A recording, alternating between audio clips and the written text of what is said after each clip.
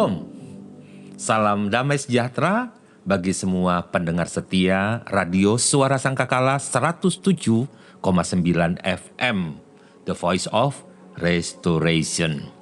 Selamat datang di Obras Obrolan Santai. Ya, menemukan solusi dalam terang Tuhan. Saya Guntur Irianto dan hari ini kita akan membahas satu topik yang seringkali menjadi sumber perdebatan, kekhawatiran, dan lain sebagainya. Yaitu tentang uang. U-A-N-G, uang gitu ya. Bagaimana seharusnya kita sebagai orang Kristen memandang dan mengelola uang gitu. Saya juga akan menunggu komentar dari para pendengar di nomor 08133 3720.000 ya. Dan komentar ini akan kita bahas gitu ya. Jadi mari kita akan mendengarkan juga beberapa pendapat yang mewakili teman-teman kita.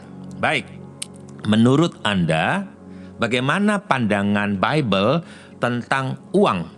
Apakah uang itu baik atau jahat? Ya, bagaimana pandangan Anda ya? Semua teman-teman silakan bisa kasih pandangan, tulis di komentar. Uang itu baik atau jahat? Ya, silakan berikan komentar. Baik ya. Ada beberapa komentar yang memang sebelumnya sudah masuk lebih dahulu ya. Pesan pertama ini datang dari Lisa. Wah, thank you Lisa. Dia berkata begini, menurut saya yang adalah uang itu berkah gitu ya, berkat atau berkah dari Tuhan yang harusnya digunakan dengan bijak. Tetapi terkadang saya merasa sulit untuk menyeimbangkan antara menabung untuk masa depan dan memberi kepada orang yang membutuhkan. Bagaimana kita bisa menyeimbangkan keduanya? Ya, menyeimbangkan uang untuk masa depan kita menabung dan membantu orang lain. Ini bagaimana menyeimbangkannya? Terima kasih Lisa atas pertanyaannya yang bagus sekali ya. Kita akan bahas lebih lanjut tentang menyeimbangkan antara menabung dan juga memberi sebentar lagi. Juga ada pesan berikutnya dari saudara Budi. Wah, Budi, dia menulis begini. Saya percaya bahwa uang itu bisa menjadi alat yang sangat baik jika digunakan dengan benar. Setuju? Saya pernah mendengar bahwa ada banyak ayat di Alkitab yang berbicara tentang uang, tapi saya belum tahu semuanya. Bisa tolong sebutkan beberapa ayat yang relevan? Oke, jadi saudara Budi ini memahami tentang uang, tetapi dia membutuhkan beberapa dukungan ayat di dalam Alkitab. Terima kasih Budi, permintaanmu. Kita akan melihat beberapa ayat tentunya ya, yang relevan tentang uang dalam kehidupan kita sehari-hari. Memang uang tidak bisa membeli kebahagiaan. Kan kita dengar kalimat seperti itu. Uang tidak bisa membeli kebahagiaan. Tetapi ada banyak keinginan yang bisa dibeli dengan uang. Benar ya? Ada banyak keinginan yang bisa dibeli dengan uang. Tapi uang tidak bisa membeli kebahagiaan. Saya setuju gitu ya. Bahkan ada juga yang bicara begini. Ini khususnya suami-suami bilang begini, Bu, orang mati tidak bawa uang, uang tidak dibawa mati gitu ya. Kembali pulang dikuburkan tidak ada yang dibawa gitu. Jadi uang tidak dibawa mati. Nah, ibu-ibu setuju, uang tidak dibawa mati. Tapi ibu-ibu punya komitmen yang kedua, bahwa jika tidak ada uang, serasa mau mati gitu ya. Nah ini banyak hal kita bisa tahu tentang uang. Apakah uang itu jahat? Apakah uang itu baik? Itu bagaimana cara saya menyeimbangkan kehidupan dan mengelola uang? Apakah ada dukungan ayat tentang uang? Baik, Alkitab tidak mengatakan bahwa uang itu jahat. Sekali lagi, tidak ada di Bible menuliskan uang itu jahat. Namun, apa yang dituliskan dalam 1 Timotius 6 ayat 10? Sebab akar segala kejahatan adalah cinta uang. Ya, jadi sumbernya itu cinta uang. Jadi tamak akan uang. Hidupnya hanya uang saja, yang dikejar uang, di pikirannya uang. Dan selalu dia menjadi budak akan uang karena dia mencintai uang. Jadi dari ayat ini kita tahu bahwa akar segala kejahatan adalah cinta uang. Jadi kejahatan-kejahatan yang terjadi di atas muka bumi, yang kita dengar, kita saksikan di mana-mana, sebenarnya intinya satu, cinta uang, ketamakan. Ya, beberapa orang yang mengejarnya, mereka telah disesatkan dari iman dan telah menyiksa diri sendiri dengan berbagai penderitaan, dan akhirnya ada penderitaan.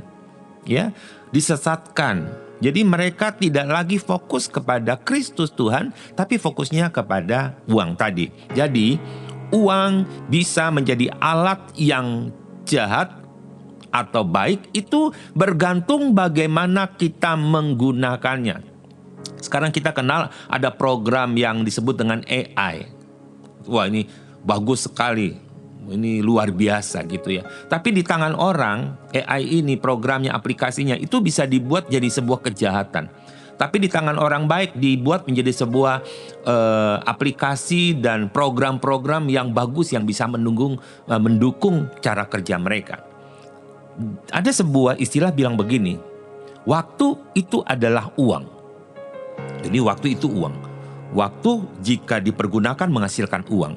Namun ada banyak orang jika mempunyai moto hidup, waktu adalah uang, maka mereka terlalu banyak menghabiskan waktu untuk tidur. Artinya tidak akan pernah datang uang.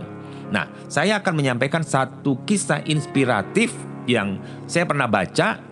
Ya, berbagi kisah tentang seorang tokoh Kristen. Ada seorang tokoh Kristen yang menggunakan uangnya untuk kebaikan. Ini tentang John Wesley, seorang pendeta dan teolog terkenal. Kisah John Wesley ini terkenal dengan prinsip hidupnya yang sederhana. Meskipun pendapatannya meningkat seiring waktu, ya, gaya hidupnya tetap sederhana.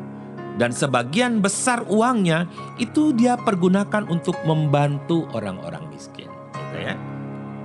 Dan Wesley pernah berkata, hasilkanlah sebanyak mungkin yang kamu bisa.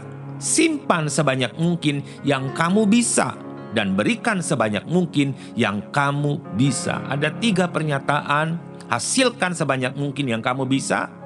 Simpan sebanyak mungkin yang kamu bisa, dan berikan sebanyak mungkin yang kamu bisa. Wah, jadi kisah John Wesley ini menunjukkan bagaimana kita bisa menggunakan uang kita sebagai alat juga untuk memberkati sesama. Ya, keren ya tulisan daripada John ini. Jadi pesan berikutnya juga buat Susi yang sudah menuliskan komentar. Susi berbagi, saya selalu terinspirasi oleh kisah tokoh-tokoh Kristen seperti John Wesley yang menggunakan uang mereka untuk kebaikan. Ya, cocok ya. Berarti saudara ini juga membaca kisah tentang John Wesley yang menggunakan uang mereka untuk kebaikan. Ini mengingatkan saya untuk tidak terlalu terpaku pada materi dan lebih fokus pada bagaimana saya bisa membantu orang lain. Keren. Ya, Susi di mana dia nih? Oh, baik, Susi berbagi, dia terinspirasi. Jika Anda pun terinspirasi dengan John Wesley, ya, mari gunakan uang untuk kebaikan. Simpan, ya, pergunakan, bagi, dan lain sebagainya. Terima kasih telah berbagi inspirasi. Memang kisah-kisah seperti John Wesley sangat memotivasi kita untuk menggunakan uang kita demi kebaikan.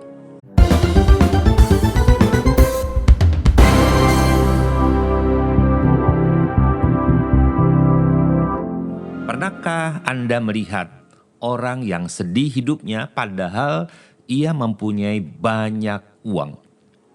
Gitu ya. Pernah, banyak gitu. Punya uang banyak tetapi sedih hidupnya, menderita hidupnya, penuh dengan kekhawatiran, kecemasan dan lain sebagainya. Pernahkah Anda mendengar kisah seseorang mengalami kesulitan, dianiaya, bahkan dibunuh karena uang? Iya, banyak. Ya, penipuan uang gitu ya. Banyak hal, merampok karena uang, karena harta, cinta akan uang, itu akar segala kejahatan. Nah, bagaimana menurut Anda? Apakah Anda punya pengalaman atau pandangan tentang bagaimana mengelola uang secara bijak dalam perspektif iman Kristen? Silakan Anda bisa mengirimkan pertanyaan atau bercerita tentang hal-hal menyangkut uang. Kelola dengan bijak. Iya, ada beberapa pertanyaan yang sudah masuk. Ini dari beberapa pendengar ya, tetapi saya akan baca mewakili beberapa. Terakhir ini dari Andi. Andi berkata, saya merasa penting untuk membuat anggaran bulanan dan mencatat pengeluaran. Ya, saya merasa penting untuk mencatat pengeluaran. Ini membantu untuk mengelola uang dengan lebih baik dan memastikan saya bisa memberi kepada gereja dan orang-orang yang membutuhkan. Ini ada pertanyaan, apakah Anda punya tips tambahan tentang bagaimana mengelola anggaran dengan lebih efektif? Oke, Andi, terima kasih banyak untuk tips yang sangat praktis. Ya, kami akan menambahkan beberapa tips tentu tentang pengelolaan anggaran dalam segmen aplikasi praktis gitu ya. Jadi dalam segmen ini saya ingin berbagi beberapa langkah praktis untuk mengelola uang dengan bijak. Tentu seperti yang tadi dikatakan oleh saudara Andi, buat anggaran. Iya, benar. Jadi kalau kita buat anggaran, pastikan kita tahu kemana uang itu pergi setiap bulannya. Ada anggarannya ya. Kemudian tetapkan prioritas.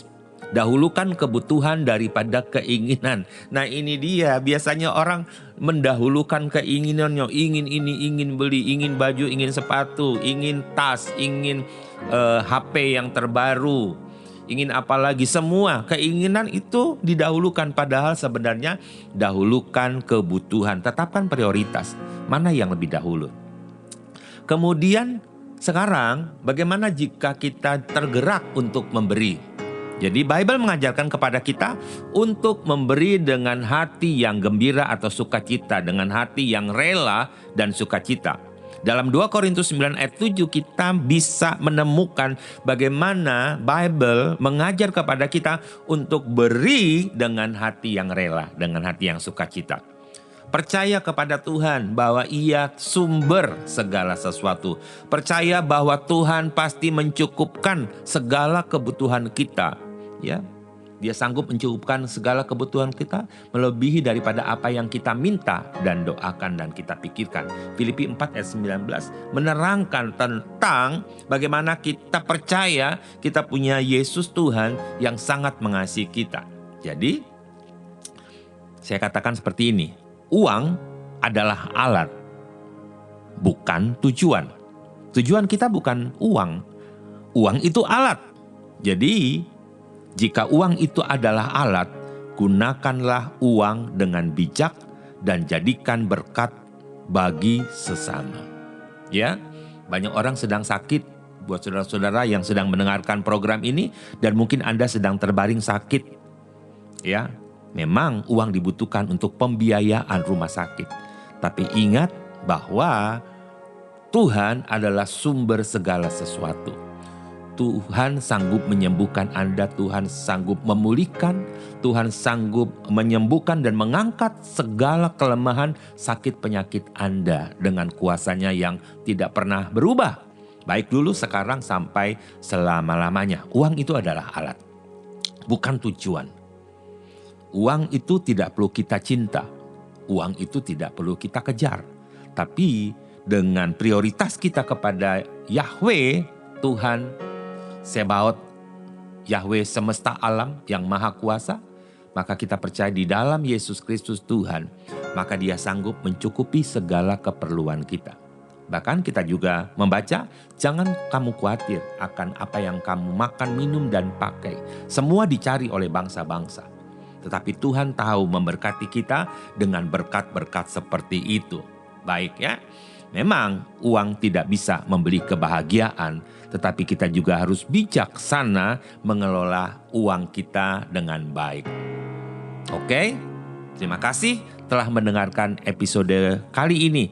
Jangan lupa untuk terus mengikuti program-program dari Suara Sangkakala dan kirimkan topik yang Anda ingin kita bahas pada episode berikutnya. Sampai jumpa, Tuhan Yesus memberkati kita. Amin.